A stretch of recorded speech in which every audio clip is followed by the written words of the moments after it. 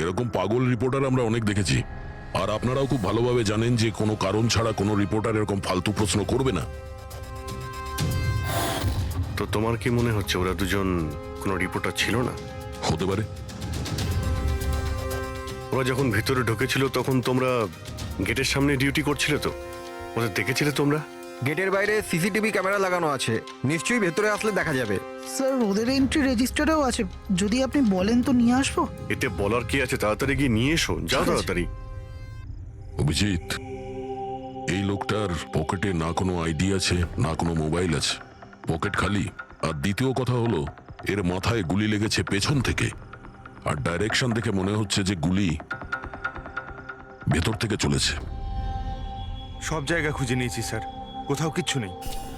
আর sir বন্দুকটাও সে বাড়িতে রেখে যায়নি, যদি বাড়িতে রেখে যেত হয়তো সবাই ভয় পেয়ে যেত। কিন্তু এরকম তো কোনো ব্যাপার নয় স্যার, আমাদের বাড়িতে তো অনেক রকম বন্দুক আছে। কি বলছেন, বাড়িতে? হ্যাঁ, কারণ দাদা তো গানসের ডিলার না। আপনি যেটা বলেননি যে আপনি বন্দুকের ডিলার? হ্যাঁ, কোথায় রাখেন আপনার এই গান? চলুন দেখান। আর হ্যাঁ, পার্টিতে আপনি যে যে গেস্টকে ইনভাইট করেছিলেন তাদের লিস্টটা আমরা চাই। হ্যাঁ, এক্সকিউজ মি। হ্যালো, কি? হ্যাঁ হ্যাঁ, আমি আমি আমি এক্ষুনি আসছি। ঠিক আছে, আমি আসছি। আমরাও যাব আপনার সাথে আপনার ওয়াইফের সঙ্গে দেখা করতে। হতে পারে এই খুনের সঙ্গে তার অজ্ঞান হয়ে যাওয়ার কোনো না কোনো রিলেশন আছে। মল্লিকার আগের জীবনটা পুরো সাদা, একদম ফাঁকা। ইনফ্যাক্ট যে হসপিটালে আমি ট্রাস্টি, মল্লিকা ওখানকার একটা পেশেন্ট ছিল। ওর অ্যাক্সিডেন্ট হয়েছিল, আর শকের জন্য ওর সমস্ত স্মৃতিশক্তি চলে গেছিল। ও কে, কোথা থেকে এসছে, ওর সাথে কি হয়েছে, ওর কিচ্ছু মনে ছিল না। ওর তো নিজের নামটাও মনে ছিল না। মল্লিকা নামটা আমরা দিয়েছিলাম। আমি যখন ওর সাথে দেখা করলাম তো খুব বিচলিত ছিল, খুব ভয়ের মধ্যে ছিল। কিন্তু ধীরে ধীরে আমি ওকে আশ্বাস দিলাম যে সব কিছু ঠিক হয়ে যাবে। আর এইভাবে মেলামেশা করতে করতে আমার ওকে ভালো লাগতে শুরু করলো। ওর আগের জীবনটা নিয়ে আমার কোনো মাথা ব্যথা ছিল না স্যার, এই জন্য আমি ওকে বিয়ের প্রস্তাব দিলাম।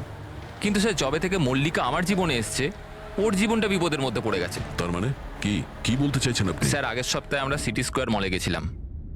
বিয়ের প্রস্তুতি একদম জোর কদমে চলছিল।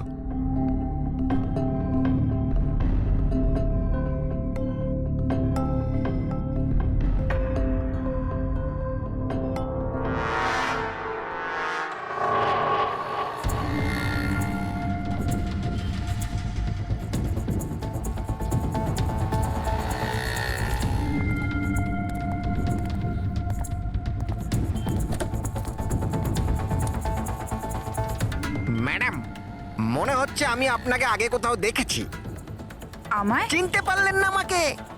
না, আমি চিনি না আপনাকে। কি বলছেন চিনতে পারলেন না? এই দেখুন পোড়া মুখ, বোট, কিছু মনে পড়ছে না আপনার? না সরি, আমি আপনাকে চিনি না। কি বলছেন আপনি চিনতে পারছেন না? আমি জানি তো আপনি দিয়া ম্যাডাম, তাই না? আপনার কিছু ভুল হচ্ছে, আমার নাম মল্লিকা। আরে আপনি দিয়া ম্যাডাম তো। বোটে আপনি এসেছিলেন আপনার জন্মদিন পালন করতে, মনে নেই? না। নেই কি করে? আপনি মনে করুন। আরে আমার হাত- এই দেখুন আমার পোড়া মুখ। হাত ছাড়ো। আমার কোনো ভুল হতেই পারে না। আপনি চিনতে এই, পারছেন না আমাকে? ছাড়ো গে, আমি ছাড়ো চিনি গে। না আপনাকে। হাত দিচ্ছিস কেন কি গায়ে? বলছেন কি? উনি তো আমাকে চেনেন, দিয়া ম্যাডাম। এনার জন্যই আমার মুখটা পুড়ে গেছে, এখন আমাকে চিনতেই অস্বীকার করছে। তুই এখান থেকে বেরো, না হলে কিন্তু আমি পুলিশকে ডাকবো। আরে পুলিশ! আরে পুলিশ! এই, দাঁড়া, দাঁড়া। পুলিশকে ডাকবে ও। কিছু হয়নি, ইটস অল রাইট। চলো চলো, তুমি গাড়িতে বসো। সেই লোকটা আর কোনোদিন সামনে এসেছিল? না স্যার, কিন্তু ওর দুদিন পরে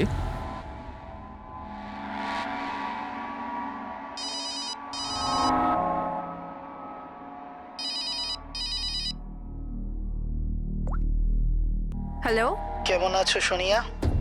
সোনিয়া? মনে হচ্ছে আপনার কোথাও ভুল হচ্ছে। এখানে সোনিয়া বলে কেউ থাকে না, রং নাম্বার। থাকে, আমি জানি। আমি ওর সাথেই তো কথা বলছি, আর খুব তাড়াতাড়ি আমি তোমার কাছে আসবো, তোমার কাছে, তোমাকে মারার জন্য। বেদান্ত, তোমার এই ঘরে যে লোকটা মারা গেছে তার সঙ্গে এর নিশ্চয়ই কোনো সম্পর্ক আছে। হতে পারে ও তোমার ওয়াইফকে মারতে এসেছিল কিংবা হুমকি দিতে এসেছিল। কিন্তু একটা কথা সত্যি যে এটা সেই লোক না যার মুখে ক্ষত ছিল। আমরা চেক করেছি, কিচ্ছু ছিল না। কিন্তু 100% কোনো না কোনো কানেকশন তো আছে।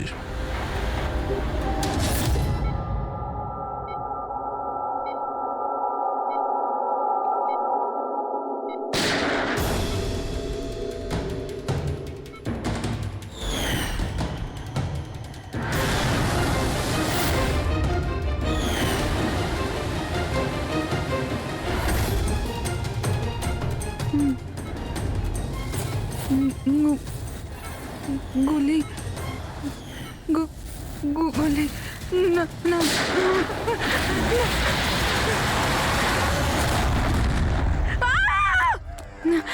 না ইনজেকশন কাম ডাউন আমাকে ছেড়ে দাও, আমি কিছু করিনি, ছেড়ে দাও।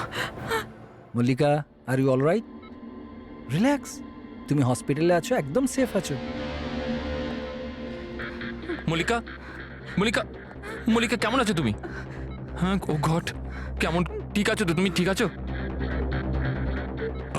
ডক্টর ঈশান্ত, আপনি বলছিলেন যে বেদান্তকে, যে মল্লিকা একটু অস্থির হচ্ছিল, কিছু বিড়বিড় করছিল, কি হয়েছিল ওর? আসলে মল্লিকা যখন জ্ঞান ফিরল খুব অদ্ভুত ধরনের কথা বলছিল। এরকম মনে হচ্ছিল যেন ও এখানে তো আছে কিন্তু ওর মস্তিষ্ক অন্য কোথাও। মানেটা কি? এরকম মনে হচ্ছিল যেন ও কোনো পুরনো ঘটনার কথা মনে করছিল। ওর অবচেতন মন যেন ওই ঘটনাটাই দেখছে। মল্লিকা, দেখো, ঘাবড়িও না, কিচ্ছু হবে না তোমার। তুমি কি দেখেছো বলো, কি শুনেছো? গুলির আওয়াজে আমার চোখ খুলল। যখন যখন আমি চোখ খুললাম তো আমি অদ্ভুত অদ্ভুত জিনিস দেখছিলাম। একটা বোট আর আর আর একটা লোক ওই লোকটার হাতে একটা বন্দুক ছিল। আর বন্দুকটা আমার দিকে তাক করে আর আর ওই ব্লাস্ট হয়ে গেল। ওই ব্লাস্ট।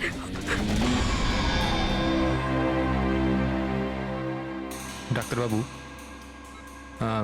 এমনটা তো নয় যে মেডিকেশনের জন্য ওর হ্যালুসিনেশন হচ্ছে, কারণ আমি কখনো ওকে কোনো বোটে নিয়েই যাইনি, তো জানি না, বুঝতে পারছি না তো আমি কিছু। ভালো হতে পারে যে তোমার সঙ্গে দেখা হওয়ার আগে কোনো বোটে গেছিল। হ্যাঁ, তবে তুমি তো বলেছিলে না যে তুমি যখন ওর সঙ্গে দেখা করেছিলে ওর আগের জীবনের কথা কিছু মনেই ছিল না? এক্স্যাক্টলি, এরকম মনে হচ্ছিল যেন ওর কোনো পুরনো ঘটনা বা ওর জীবনের কোনো মুহূর্ত ওর মস্তিষ্কে নাড়া দিচ্ছে। ডাক্তারবাবু, আপনি তাহলে বলতে চাইছেন যে এটাও মল্লিকার জীবনের গল্পের একটা অংশ? হতে পারে সেটা। আমাদের সাবকনসিয়াস মাইন্ড কখনো কখনো কোনো ঘটনাকে, ওর মেমোরিকে মনের মধ্যে আঁকড়ে ধরে রাখে। আর ওই ঘটনার সঙ্গে সম্পর্কিত কোনো ঘটনা বা জিনিস সামনে আসে, তাহলে ওই ঘটনাটা আবার পুনরায় মনে আসে। বেদান্ত, মনে হচ্ছে তোমার ভয় ঠিকই ছিল। মল্লিকার জীবনের ঝুঁকি আছে। ওই লোকটা যে তোমার বাড়িতে মারা গেছে ওই ষড়যন্ত্রের সঙ্গে যুক্ত আছে। কিন্তু এটা আপনি কিভাবে বলতে পারেন? সেই কারণেই তো করোনার পামেলা মল্লিকাকে উল্টোপাল্টা প্রশ্ন করছিল যে তুমি কখনো কোনো বোটে চেপেছো কিনা, কিংবা কোনো লোককে বন্দুক হাতে দেখেছো কিনা। এই কেস একটা অন্যের সঙ্গে যুক্ত। প্রথমে তো এটা জানতে হবে বেদান্তর ঘরে ওই গুলিটা চালিয়েছে কে।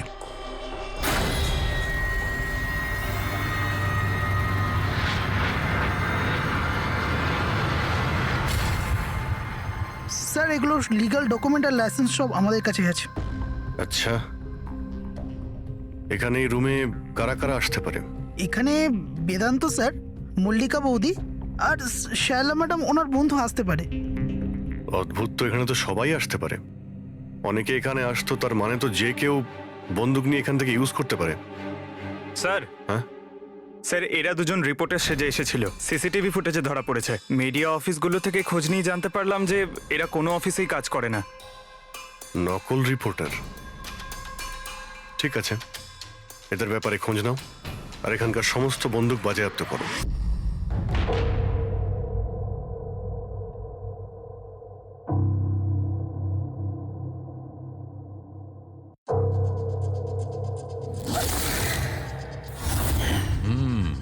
থ্যাংক গড এর চোয়ালের হাড়গুলো আর চিক বোনটা ঠিক আছে, নাহলে মুখটা তৈরি করা খুব মুশকিল হয়ে যেত।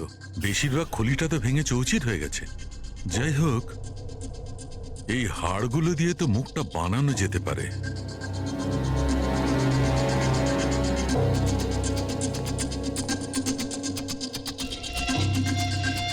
এর মধ্যেই আছে সেই বন্দুকটা যেটা দিয়ে ওকে গুলি করা হয়েছে।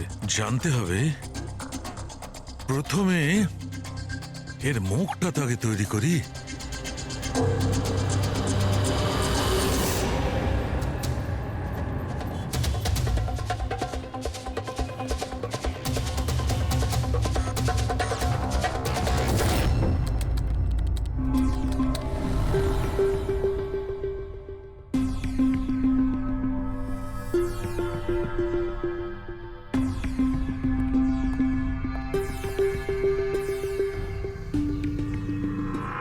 মল্লিকার কাছে যে সোনিয়ার নাম করে হুমকি দেওয়া ফোন আসছিল, সেটা পিসিও থেকে আসছিল, সেখান থেকে খুঁজে বের করা খুব মুশকিল। আর এই লোকটা মানে অর্ধেক পুড়ে যাওয়া লোকটা, যে ওকে ভয় দেখাচ্ছিল, এর কোনো ক্রিমিনাল রেকর্ডও নেই।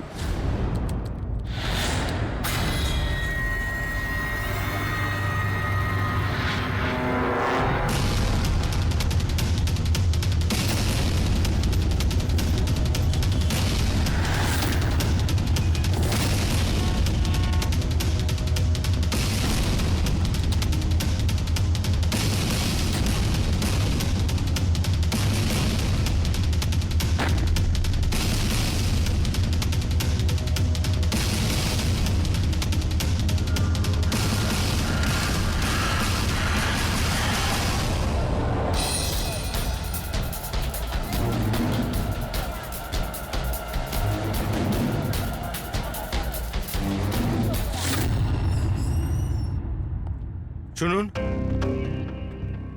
আগে বলুন। দেখুন, আমরা সিআইডি থেকে আসছি। সিআইডি? আমি আপনার কি হেল্প করতে পারি? এক মিনিট, একবার এই ফটোটা দেখুন। এরা কি কোনোদিন আপনার কাছ থেকে ক্যামেরা আর মাইক ভাড়া করে নিয়ে গেছিল এই 48 ঘন্টার ভেতরে? এক মিনিট দাঁড়ান, আমি চেক করে আপনাদের বলছি। আমি এক্ষুনি আসছি।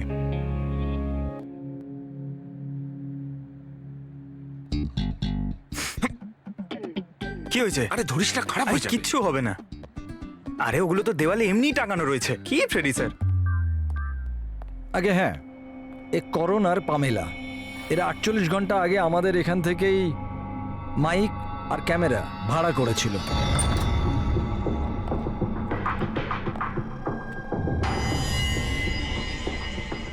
আপনারা কি জানেন মল্লিকার জীবনের ব্যাপারে? সত্যি কথা বলুন। স্যার, আমি আর আমার স্ত্রী থিয়েটার অ্যাক্টার্স। শায়লা আসলে আমাদের ফিনান্সিয়ালি অনেক উপকার করেছে। তো হি ইজ রাইট স্যার। আসলে আমাদের বলা হয়েছিল যে মল্লিকাকে অদ্ভুত অদ্ভুত প্রশ্ন করতে। আমরা তো শুধু ওটাই করেছি। বিশ্বাস করুন, আমরা এটা ছাড়া আর কিচ্ছু জানি না। প্লিজ আমাদের ওপর বিশ্বাস করুন। হেই, শায়লা এরকম কেন করবে? এমন কিছু তো আছে মল্লিকার গত জীবনের ব্যাপারে, যে ওই মেয়েটা জানে আর আমাদের কাছে লুকোচ্ছে।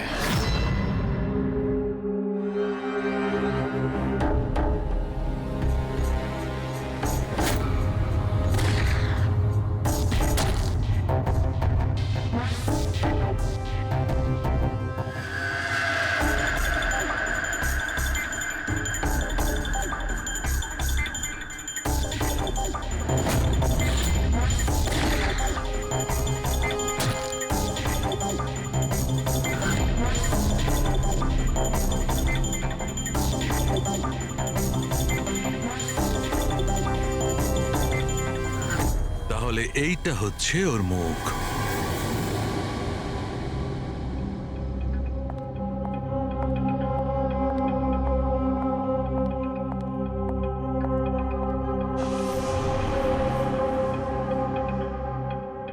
আপনারা এখানে?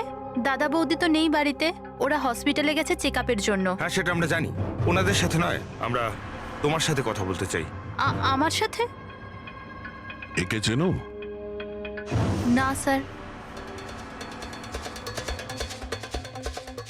আর এদের চেনো? না স্যার। আরে এরা তোমার থিয়েটারের বন্ধু। তুমি তো এটা বলনি যে তুমি অ্যাক্টরদের কাজও দাও। এই পার্টিতে তুমি ওদের ডেকেছিলে না, মল্লিকাকে ভয় দেখাতে আর উল্টোপাল্টা প্রশ্ন করার জন্য? এবার তাড়াতাড়ি বলে দাও, এসব তুমি কেন করেছিলে? কি জানো তুমি মল্লিকার ব্যাপারে? হ্যাঁ, ওর আগের জীবনের ব্যাপারে? আর সেই লোকটার ব্যাপারেও, যার মৃত্যু তোমাদের বাড়িতে হয়েছে। আমি কিচ্ছু জানি না। মানে বলতে চাইছি, আমি মল্লিকার ব্যাপারে কিচ্ছু জানি না। আমি তো শুধু অতটুকুই জানি যতটা আমাকে ওই লোকটা বলেছিল, যার মুখটা পোড়া। তুমি ওই লোকটাকে চেনো? হ্যাঁ স্যার, যেদিন ওই লোকটা মল্লিকাকে হুমকি দিয়েছিল আমি ওখানেই ছিলাম। আর যখন দাদা মল্লিকাকে সামলাচ্ছিল তখন আমি ওই লোকটার পেছনে গেছিলাম। শোনো। কি হলো? কে তুমি? আর তুমি মল্লিকাকে কি বলছিলে? কি করে জানো তুমি ওকে? এটা আপনি আমায় কেন জিজ্ঞেস করছেন? ওনাকে জিজ্ঞেস করুন, যে মল্লিকা সেজে ঘুরে বেড়াচ্ছে ওনাকে জিজ্ঞেস করুন। দিয়াকে উনি বলবেন যে 1 বছর আগে কি হয়েছিল বোটে।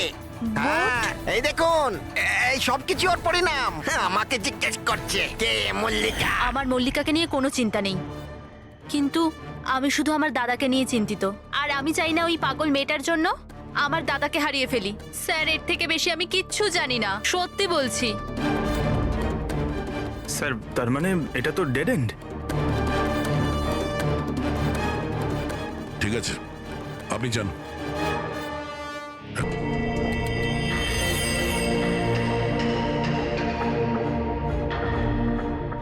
এমন যতগুলো কেস হয়েছে সব কটা দেখো 10 মাস থেকে 1 বছরের মধ্যে। এই সময় বেদান্তর সঙ্গে মল্লিকার দেখা হয়েছিল হসপিটালে। ওকে, ইয়েস স্যার। একবার যদি বোটে ব্লাস্টের ব্যাপারটা পরিষ্কার হয়ে যায় তাহলেই তদন্ত এগোনো যাবে। স্যার, হ্যাঁ, পেয়ে গেছি। এই দেখুন, 2016 নভেম্বরে একটা বোট ব্লাস্ট হয়েছিল কেরালায়।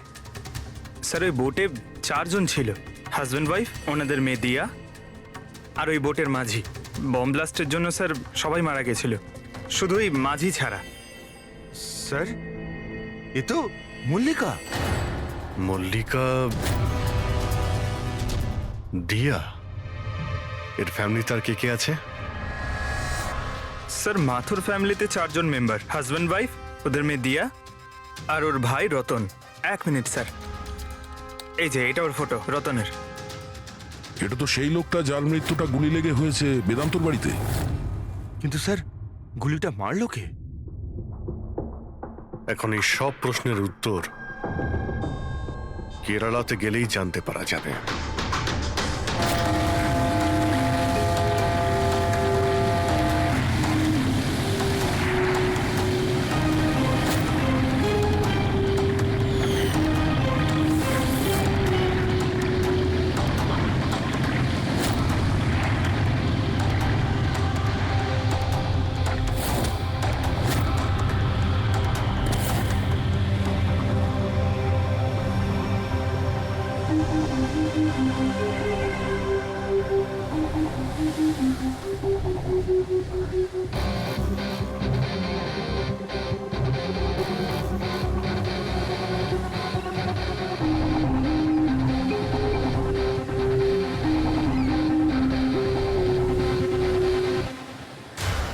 এই জালটাকে ভালো করে ধুতে হবে। সুব্রমণিয়াম, ভালো করে দড়ি দিয়ে বাঁধো।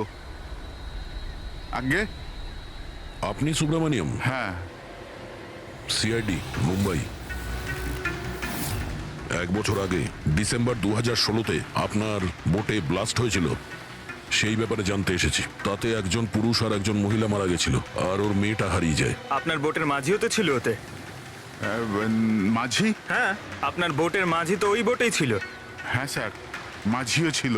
প্রচুর লোকসান হয়ে গিয়েছিল আমার। 3 জন লোকের ফ্যামিলি এসেছিল, ভাড়া নিয়েছিল আমার নৌকোটাকে। ওদের ওই আইল্যান্ডে যাওয়ার কথা ছিল, নিজের বাংলোতে। স্যার, হঠাৎ ব্লাস্ট হয়ে গেল, সব শেষ। আমার নৌকোটাও, আমার মাঝিটাও, ও বেচারাও খুব কষ্ট পেয়েছিল। অর্ধেক মুখ জ্বলে গিয়েছিল ওর। আচ্ছা, এই কান্তকে এখন কোথায় পাওয়া যাবে? এখন বলতে পারবো না স্যার, আমি জানি না ও কোথায় থাকে এখন।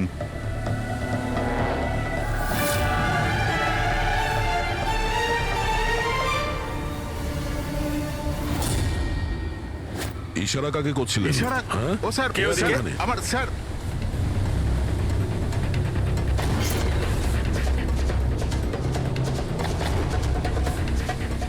এই, এই, এই, দাঁড়া।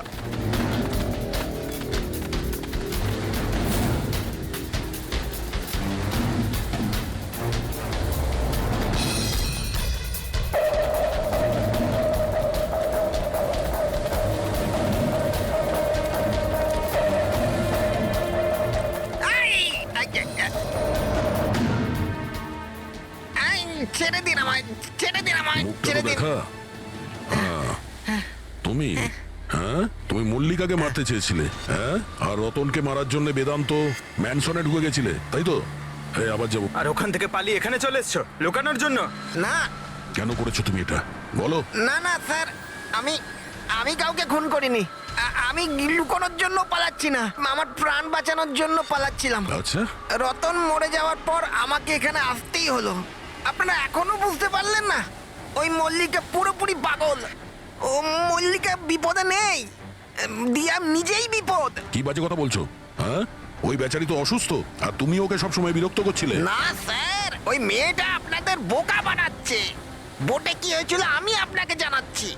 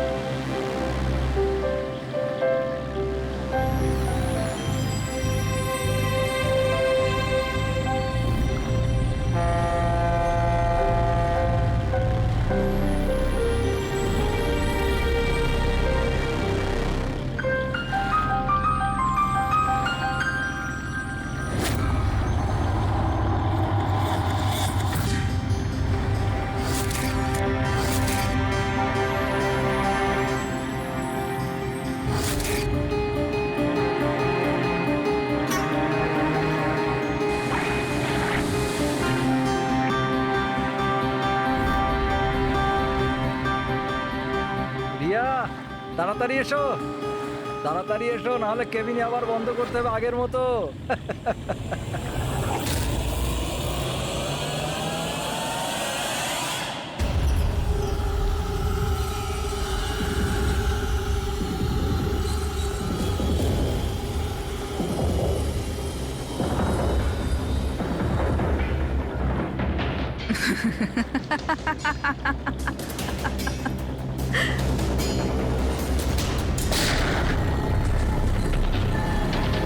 এটা আপনি কি করলেন? নিজের বাবা মাকে মেরে ফেললেন। দিয়া ম্যাডাম, এটা আপনি কি করলেন? কে দিয়া ম্যাম? আমার নাম সোনিয়া। সোনিয়া দুজনকে কোনোদিন ছাড়ে না। এক, যে ওকে ঘরে বন্দি করে। দ্বিতীয়, যে ওকে খারাপ কাজ করতে দেখে আমাকে নেয়। মারবেন না।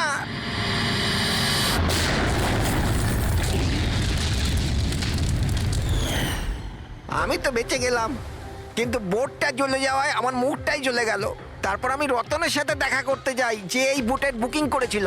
ও বলল কাউকে এটা বলতে না, যে একটা বড় দুর্ঘটনায় ওদের পুরো ফ্যামিলিটাই শেষ হয়ে গেছে। খুব বড় লোক ওরা, অনেক বদনাম হবে ওদের, এই জন্য বলিনি আমি। কিন্তু এটা কার জন্য হলো?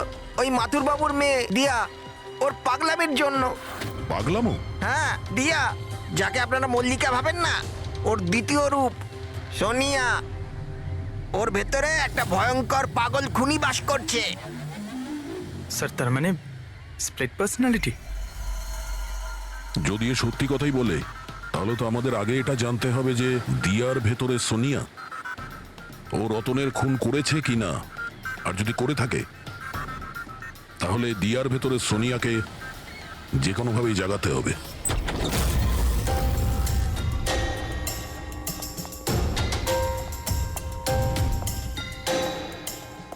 মিস্টার বেদান্ত, আপনি কিছুক্ষণের জন্য এখান থেকে চলে যান তো। আরে কিন্তু আপনারা এসব করছেনটা কি? তুমিও চলে যাও এখান থেকে।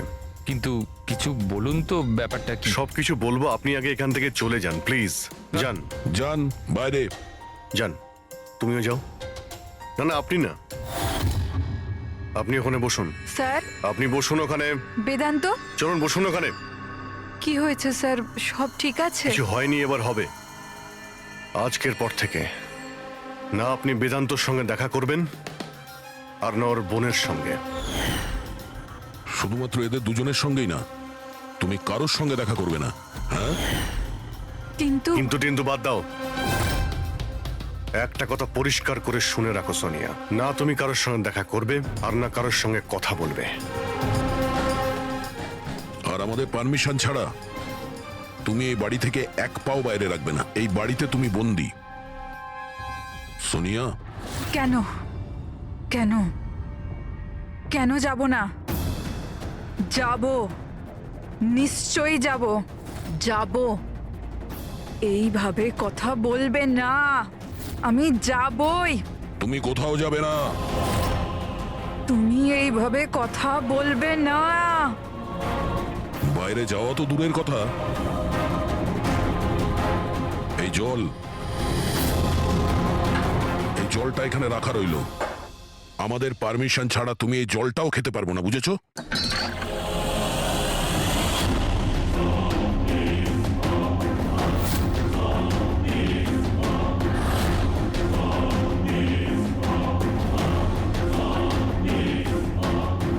তুই আটকাবি আমাকে নাকি তুই সোনিয়া নিজের ইচ্ছার মালিক? সোনিয়াকে কেউ আটকাতে পারবে না, সোনিয়াকে কেউ আটকাতে পারবে না।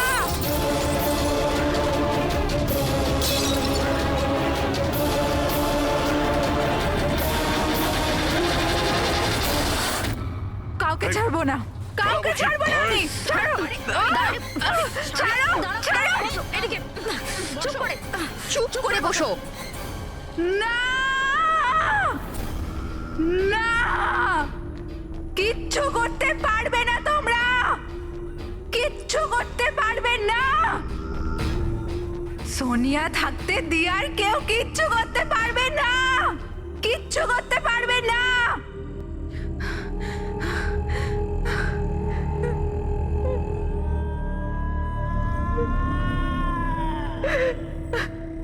দিয়ার বাবা মা এরকমই করেছিল। দিয়াকে ঘরে বন্ধ করে দিত, কেউ এলেও দিয়া একাই বসে থাকতো, কেউ আসতো না।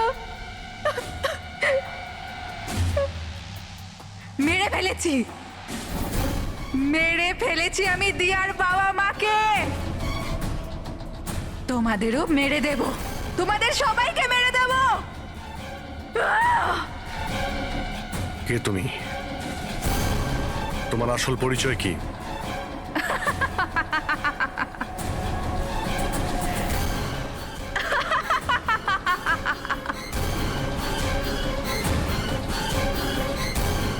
আমি কে?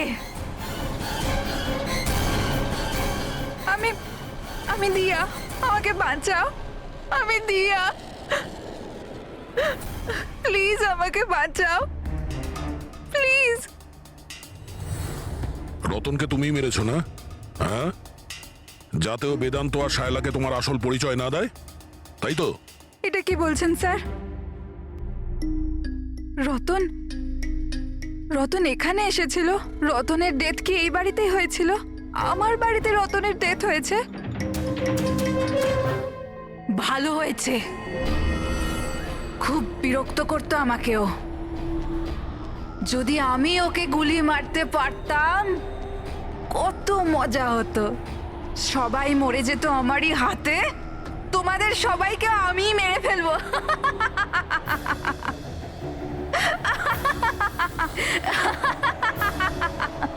খোলো আমাকে, আমি বলে দিচ্ছি, আমাকে খুলে দাও, না হলে তোমাদের সবাইকে মেরে ফেলবো।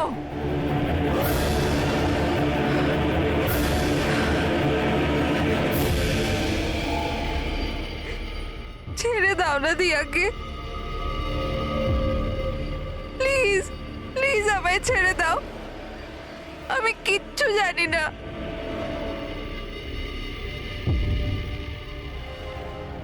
বেদান্ত, বেদান্ত, বেদান্ত, তুমি কোথায় গেলে? বেদান্ত কোথায়? প্লিজ আমাকে এখান থেকে নিয়ে যাও। খুলে দাও, খুলে দাও আমাকে।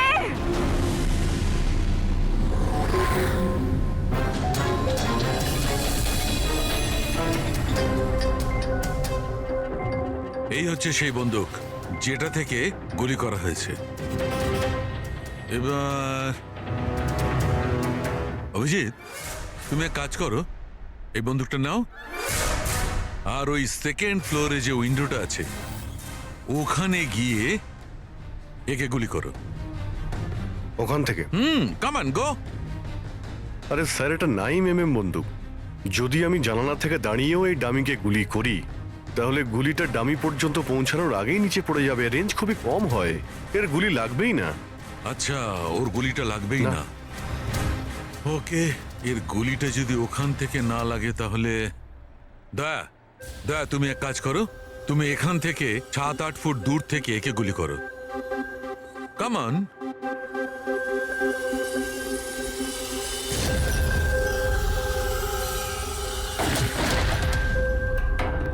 আপনি প্রমাণ কি করতে চাইছেন ডক্টর সালুখে? দয়া এটাই যে মল্লিকা বিপজ্জনক হতে পারে, খুনিও হতে পারে, কিন্তু ও নিজের ভাই রতনকে মারেনি। কি বেসিসে তুমি এটা বললে? আমি বলছি, দয়া, যখন তুমি একে গুলি মেরেছো এই গুলিটা সিধে এখানে গিয়ে লেগেছে এর খুলিতে নিচের দিকে। হ্যাঁ, যদি এই গুলিটা সেকেন্ড ফ্লোর থেকে ছোঁড়া হতো তাহলে অভিজিৎ যেমন বলেছে ওই গুলিটা এখানে এসে পৌঁছতোই না, নিচে পড়ে যেত।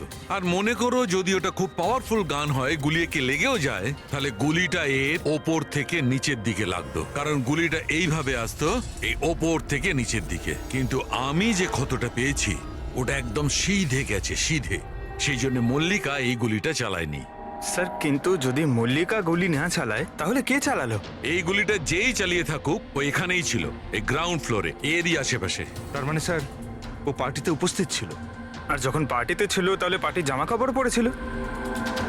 আর যদিও গুলি চালিয়েই থাকে তাহলে ওর কাপড়ে গান পাউডারও থাকবে। কারেক্ট। বেদান্তর বন্ধু মল্লিকা আর ওর ননদ আর ওই যে দুজন নকল রিপোর্টার ছিল না, ওদের সবার ড্রেস নিয়ে আসো, ওদের না জানিয়ে।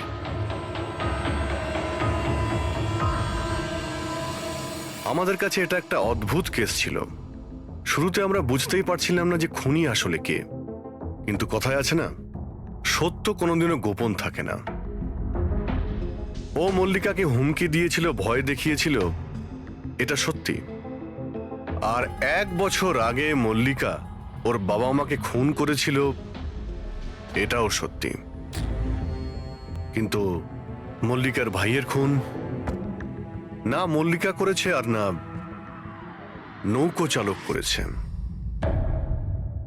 রতনের খুন সেই করেছে যে রতনের খুব কাছে দাঁড়িয়েছিল, একদম কাছে।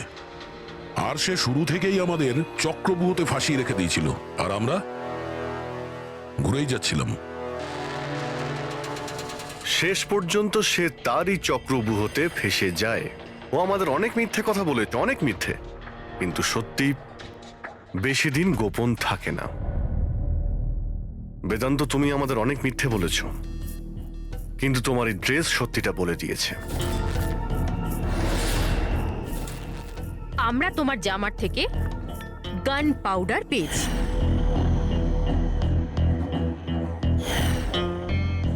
আমি রতনকে গুলি মেরেছিলাম। রিসেপশনের একদিন আগে ওর একটা ফোন এসেছিল, আর ও রিসেপশনের দিনও এখানে এসেছিল। আমি ওর সাথে একা দেখা করতে গেলাম, কি সব উল্টোপাল্টা কথা বলছিল। যে মল্লিকার মাথার ঠিক নেই, ওর নাকি ডিসঅ্যাসোসিয়েট ডিসঅর্ডার আছে, স্প্লিট পার্সোনালিটি, জানি না আরো কি সব বলছিল মল্লিকাই নাকি ওর মা বাবাকে মেরেছে, আর ও আমাকেও নাকি মেরে দেবে। খুব রাগ হয়েছিল ওর ওপরে। যখন আমি ওর কথা না শুনে ওকে এখান থেকে বেরিয়ে যেতে বললাম, তো আমাকে ধমকি দিল যে ও নাকি পুলিশে গিয়ে সবকিছু বলে দেবে।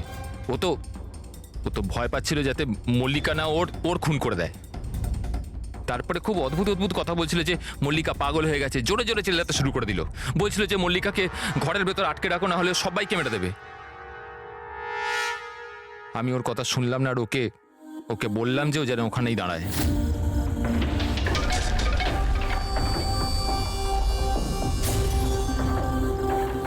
ওকে আমি নিজের প্রাণের থেকেও বেশি ভালোবাসি। আর ওই রতন, এই রতন ওকে পাগল বলছিল, ওকে জেলে পাঠাতে চাইছিল। সবকিছু শেষ হয়ে যেত, মল্লিকার জীবন, আমার ইমেজ, এই সবকিছু শেষ হয়ে যেত। সেটা তো মিস্টার বেদান্ত ধরে নাও শেষ হয়েই গিয়েছে।